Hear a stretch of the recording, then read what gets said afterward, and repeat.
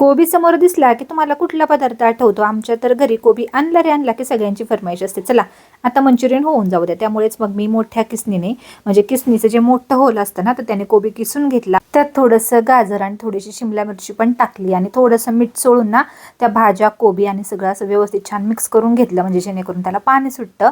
आणि मग त्यानंतर बेसिक मसाले टाकले, मिरची पावडर टाकली, थोडीशी काळी मिरी पावडर टाकली, आलं लसूणचं पेस्ट टाकली आणि त्याचबरोबर थोडंसं अजून मीठ टाकलं आणि त्याचं छान असं मिक्स करून घेतलं. आणि मग जसं मावेल तसं कॉर्नफ्लॉवर, म्हणजे अगोदर 2-2 चमचे मी मोठे मोठे टाकले होते, तुम्ही पाहिलंच असेल.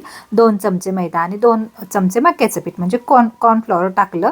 आणि त्यानंतर जसं आपण भजीला पीठ करतो ना, तर त्याच म्हणजे कन्सिस्टन्सीमध्ये आपल्याला पीठ करायचं आहे. जास्त पातळही नाही आणि जास्त घट्टसुद्धा नाही. आणि छान त्याचे मंचुरियन हे छान असे मस्त तळून घ्यायचे, खूप छान आणि कुरकुरीत होतात. आणि त्यानंतर इकडे बघा माझ्या बहिणीचा व्हिडिओ कॉल आला होता आणि इकडे बघा राज तिला छान असं मंचुरियन चारत होता व्हिडिओ कॉलवरूनच. आणि त्यानंतर आता मी ग्रेव्ही बनवायला घेतली. ग्रेव्ही बनवण्यासाठी मी थोडंसं तेल टाकलं कढईत आणि कांदा असा थोडासा मोठा चिरून घेतला, कांद्याची पात थोडीशी टाकली, त्याचबरोबर शिमला मिरची पण टाकली, कोबी पण टाकायचा असतो पण माझा संपला होता.